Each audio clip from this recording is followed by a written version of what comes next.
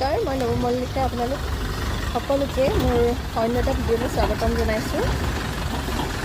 আমাৰ চৰকাৰখনে আচলতে বহুতখিনি কামেই কৰিছে, কিন্তু বহুতখিনি কাম কৰিবলৈ এতিয়াও থাকি গৈছে।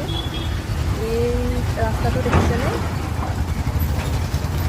এই ৰাস্তাটো মানে অসম্পূৰ্ণকৈ বেয়া, কি ক'ম। এতিয়া ভালকৈ ধৰিব পৰা নাই। যিদিনা বৰষুণ দিয়ে সেইদিনাখনতো একদম গাঁতবিলাক আৰু দ নিচিনা দেখে। এইটো হৈছে গড়চুকৰ পৰা পামহি যিটো ৰাস্তা।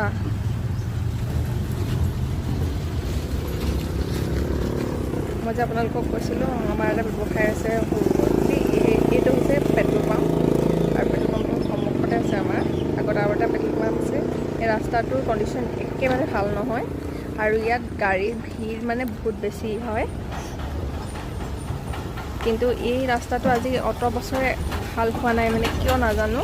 আজি পৰ্যন্ত এনেকৈয়ে আছে। বৰষুণ দি দিলেতো ইয়াৰ অৱস্থা আৰু বেয়া হৈ যায়।